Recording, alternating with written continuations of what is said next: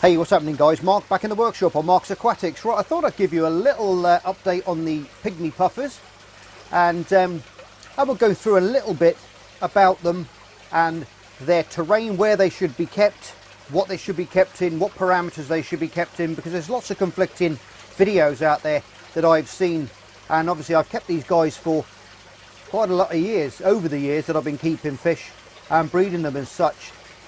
And I found out little hints and tips along the way that probably other people haven't thought of or experienced before. Now, one of the things is with these little guys is keeping them with other fish.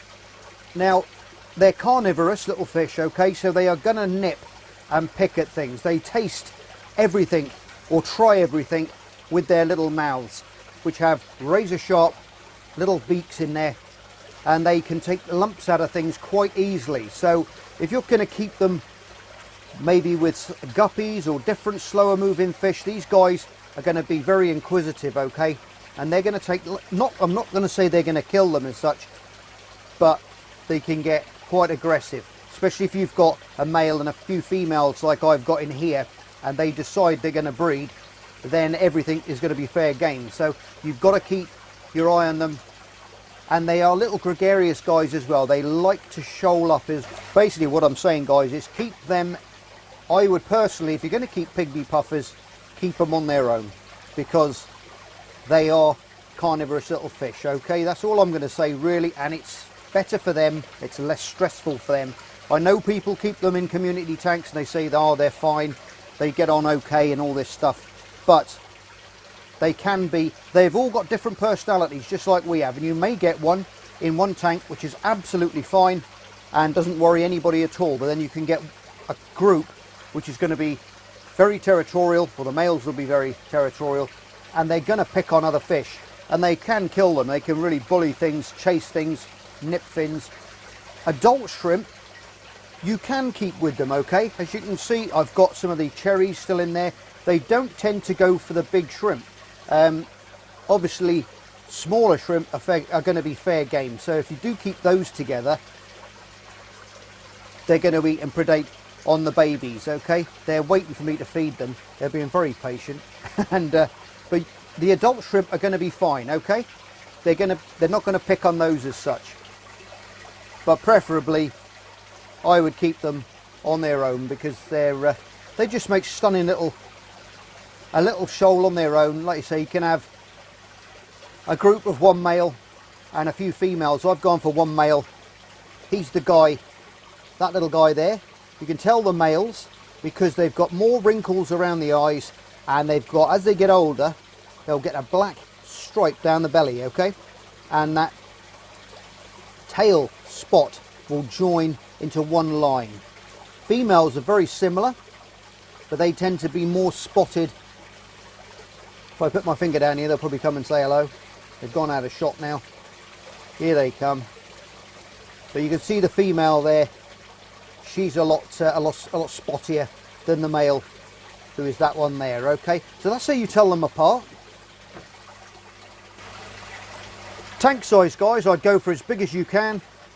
Obviously not super massive, but anything, I would say 20 gallon long, something like that. And house maybe seven or eight if you want a nice little shoal in there. Keep it heavily planted.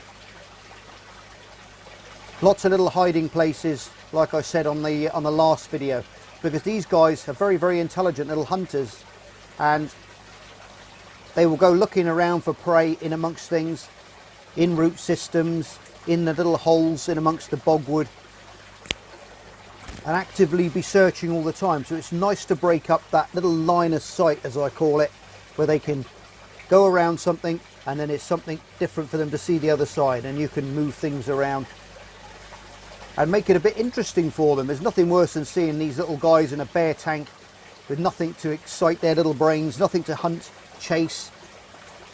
And as you can see, they were quite happily earlier on when I came in the workshop this morning. As soon as the lights came on, they were as soon as the Cuba, the Monte Carlo, started to pearl and release that oxygen into the water, they were chasing the bubbles. They were quite happily doing that for a good hour, till they realised that it wasn't baby snails, it was just bubbles. So it keeps them active, keeps them entertained, and that's one of the things with puffer fish. It's keeping them entertained because, like I said, they are very inquisitive, clever little fish. Now, food-wise, obviously, with them being carnivorous little fish, they're going to eat black fly larvae. They're going to obviously your bloodworm, daphnia, grindle worms, brine shrimp, you name it, all those kinds of stuff. Mosquito larvae. They're going to be actively hunting in the water. Doesn't have to be fresh, can be frozen, but make sure you thaw it out well first, okay, and keep those pollutants down to a minimum, okay, because I see a lot of people just bunging these cubes in the tank, these blister packs, and you've got all the water in there as well in amongst it, and you don't really want to be adding that to your tank, okay. If you get a very, very fine sieve, and what I do is I just literally plonk it in a little sieve and just run it under the tap, and drain all that water and melt all that ice away, rinse all that water away, and then add it to the tank afterwards, okay. Another thing regarding feeding is make sure that you keep these guys as clean as possible in the aquarium, all right, because food can build up quite quickly, because they are little pigs for food. They will munch away all day, but they will lose some, especially if you've got a carpet like I've got here. Things are going to go in between that, and they're not going to get it, and it's going to go bad and foul the water up. That's why I made them a nice little oak feeding dish there, which I'm going to put some bloodworm in shortly, and you can see them have a little feed, and it keeps everything in one place. And obviously things like daphnia are going to swim around, and they're going to actively grab those out of the water column as well, and they've got little shells on. Now, don't worry about these guys like figure of eights and a lot of the other pufferfish that have got beaks, because these guys have got little beaks, but they don't need to be fed shells like the maboos and the bigger pufferfish to wear those teeth down, okay. They don't get that problem, but they do love to chew on little snail shells, the smaller ones that they can fit in their mouths. They'll quite happily chew away on those. So make sure you get a nice little supply of baby ram's horns or bladder snails that are going to go in there, and they can hunt them down.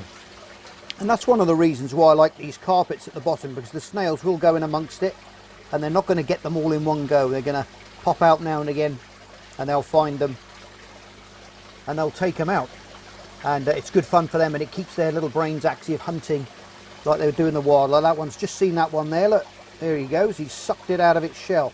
Now that's another thing I was going to stress as well, is when these little guys hit a snail like they just did then, they will suck the majority of it out of the shell, okay, but they won't get all of it.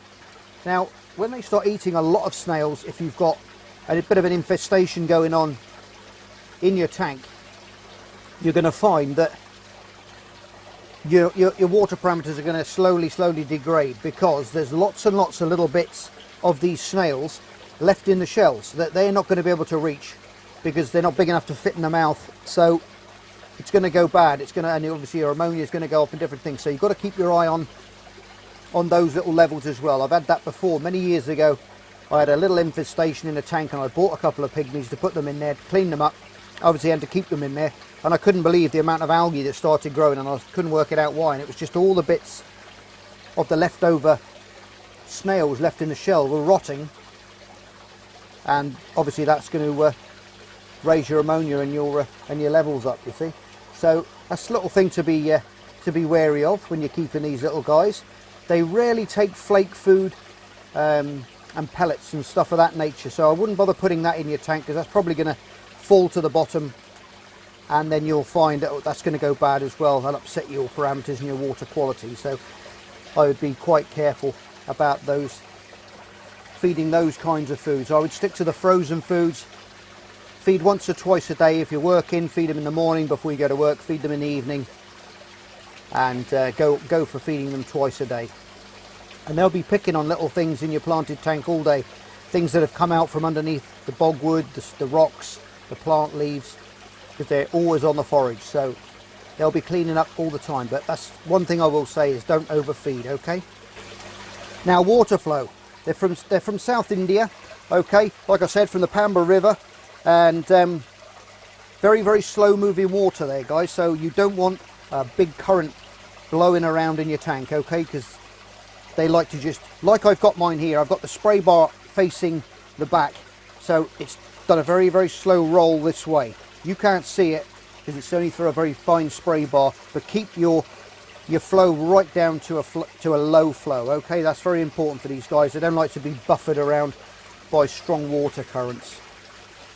And it's a real shame where they're from as well, because the deforestation, the urbanisation and the overfishing for the pet trade is really taking and making an impact on these little guys now, and they're actually on the vulnerable list, which is a real shame. That's why I want to try and get a nice breeding colony of these guys going, really crack it, really work out why and how they breed, what they do, and I can pass this information on to you guys then, and hopefully we can get a load more of these baby little pygmy corries into the pet trade, but not being taken from the wild.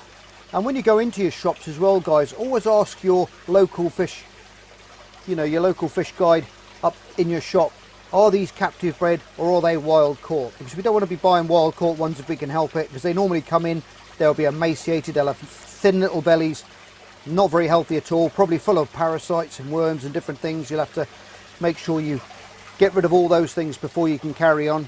These were actually farm bred, and that is why I picked them up. As you can see, when I've got them, they're in lovely condition from the offset. Nice and healthy, chunky little bodies, full of beans, and highly interactive, and settled into aquarium conditions already. And they're absolutely fantastic little guys to watch, they really are. Temperature wise, you want to keep these guys around 25 to 26 centigrade. pH of anything from 7 to 6, 7.8. And they're only going to get to about an inch long, okay? About an inch long, that's all they're going to get. They're super small and a super cute little personality to go with them as well. Somebody asked me, are these guys toxic? Well, we don't think they are. They're not like their cousins, the fugu, which have got a nasty toxin which can kill you very, very easily. Like on them, well, they say, you know, obviously the study I've done over the years, that you can put enough on a pinhead to kill a human. Yes, it's called tetrodotoxin. It's a neurotoxin. It's nasty stuff, and we don't want to be messing around with that stuff. That's why they've got people, the chefs there, highly trained to remove certain parts of the organs, and so people don't go dying all over the place. But that can be very lethal. But these little guys, as far as we know, haven't got it. So that's always good. That's always good to know, because I have been asked it in the past. Now, another thing with these guys, you'll find they'll change colour. They can morph their colour into the background slightly. Sometimes you'll see like the one who's nice and close, the female that's closest. Come back down here and we can talk about you. Thank you. As you can see, she's nice and bright, and her patination can change. Like this one here, it's gone quite mottly, and she's still quite vivid little circles and stuff, but they can change their body texture, not texture, sorry, the body colour. They can change it and change colour, so it depends on the mood they're in. They can change their colour to how they're feeling. So if you see your little pygmies changing colour, that's why. That's the male there at the back on the left hand side on the bottom. He's the one who's in charge. And I think we should give these guys some food, because they've been very good, and they've been doing their best to entertain you while I've been talking away about them. So I think what we should do is I'll zoom in, get you a different angle on their feeder pot. I'll put some bloodworms in there, and we can watch them have a little feed, I think.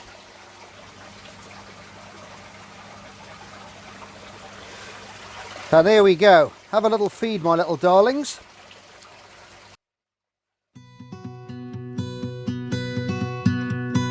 Time won't stop, so gonna get on the ride, twisting and turning through life. No matter how rough it gets, I'll get by. Home moves with me where I roam. It's in every dream I make my own. I'm never alone. I know that every every day will always bring me something new.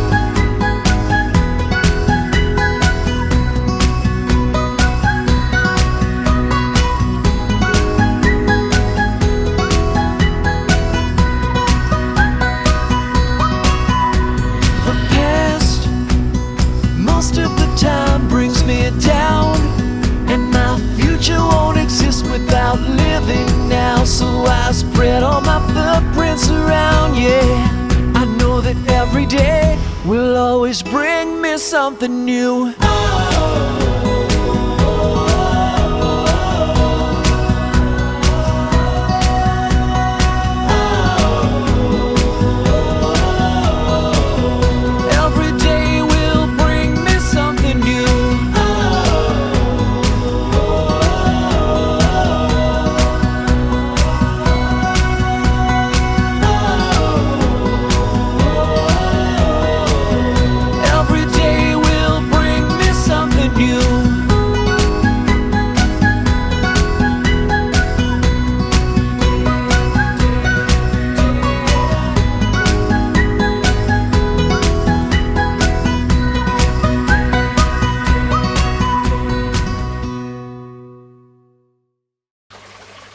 Oh well guys, I hope you enjoyed that little video there, a little bit of help, little hints and tips there, and I hope it helps you out.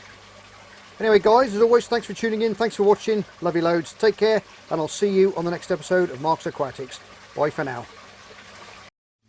Just me and my guitar.